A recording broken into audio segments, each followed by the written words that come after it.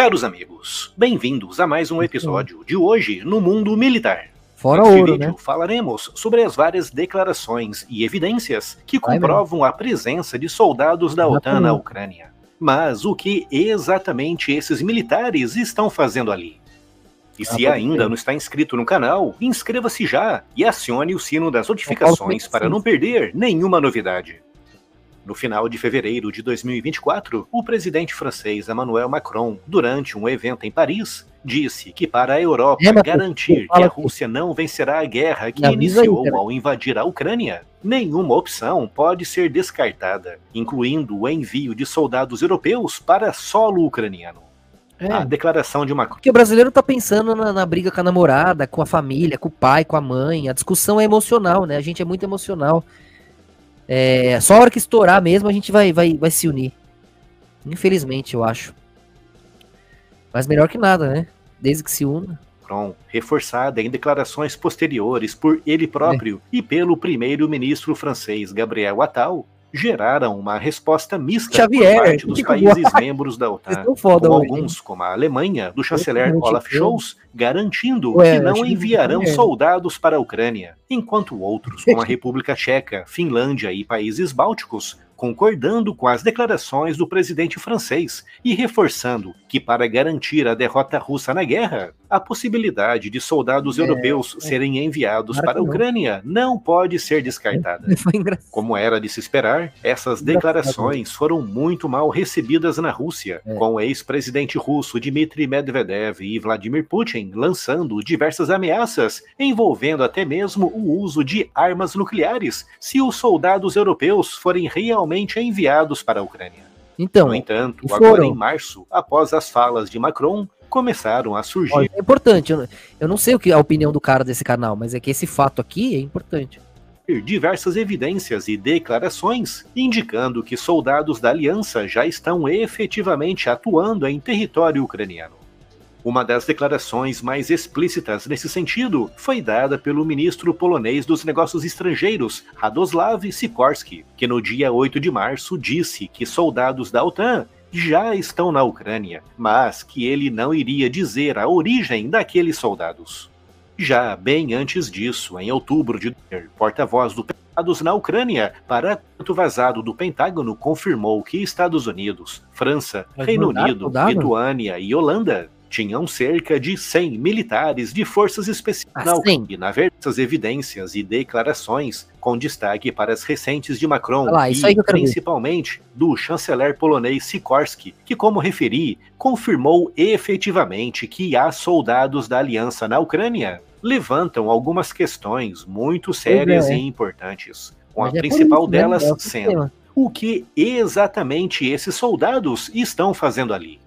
Com base na observação dos combates e principalmente alarde para a Ucrânia, teria de fazer o mesmo que a importante missão de o que está acontecendo na Ucrânia, daquilo que foi possível entender das declarações francesas. Tem síndrome de Lúcifer, né? O Emmanuel, ele chama, é o que dizem, que ele tem síndrome de Lúcifer.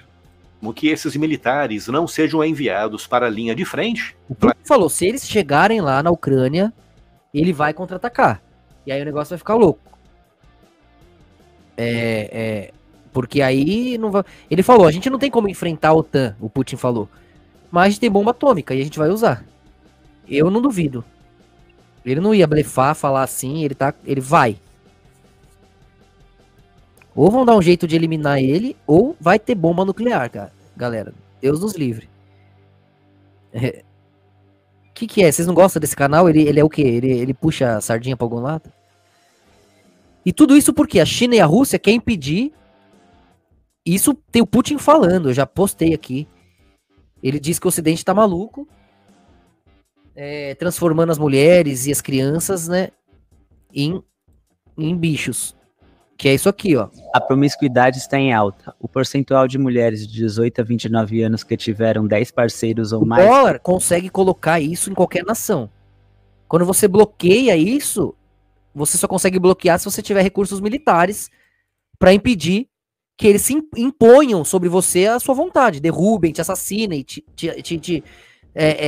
derrubem do jeito que eles quiserem, né? Te peguem ali E é isso que o Putin ficou combatendo ali nas fronteiras. Vocês não vão ter poder de arma, de força sobre a minha nação. Vocês não vão impor sua vontade sobre a minha nação. Só a China e a Rússia, a Coreia do Norte, Irã, essas nações que se livraram da cultura woke até agora. Mas também vão exagerando pro outro lado, né? A opção que o Brasil vai dar é a liberdade respeitando o amor e a honra. Não vai ser proibido você ser quem você é, igual lá é proibido. Só que você vai usar quem você é pra salvar a normalidade central. Você vai falar, você não sabe quão difícil é ser diferente como eu sou. Você não vai querer transformar todo mundo em você, não. É o contrário. Aqui todo mundo tem lugar na salvação de Cristo, porque nesse vazio, nesse mergulho do abstrato que todos fizemos, nesse mergulho na loucura, nós aprendemos a lidar com esses defeitos, com essas faltas que todos temos em algum momento. Toda a humanidade teve, até Cristo teve medo e faltou a fé no momento final, porque senão não era o momento final. Não ia ser o ponto zero, não ia ser o momento da morte, da angústia, da dor, se Cristo não tivesse dúvida, medo ali. E ele se arrepende, ele se move ao redor daquilo, ele se sente tendo traído Deus quando ele temeu um momento. A humanidade teme a vida toda, o quanto não deve para Deus. Então a gente tem que se unir. A humanidade teme porque deve. Deixem de dever, usem os seus erros para salvar dois. Pro seu erro ser fundamental. Graças a Deus você errou, graças a você salvou 2, 3. 3 acertaram, graças ao seu erro você salvou 2, salvou 3. Graças a Deus você existe, graças a Deus você errou, graças a Deus a sua história é a sua história. Faça a sua história ser útil, faça a sua história ser necessária, fundamental. Faça o seu erro salvar 2, cria 2 acertos. E você estará salvo, porque você usou a graça, a misericórdia, o perdão de Deus da melhor forma. Você pegou aquele erro, se arrependeu, usou a nova chance para salvar outras pessoas. Esse é o fruto, essa é a obra. Você não é salvo por causa da obra, mas a obra mostra que você é um salvo.